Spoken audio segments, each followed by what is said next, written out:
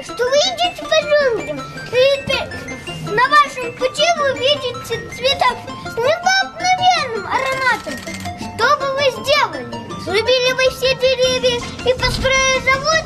Или издеваясь над цветком, стараясь получить аромат?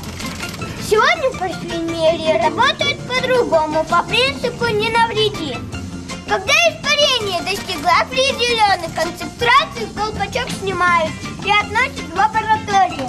И уже телефон. Так у нас есть рецепт этого аромата.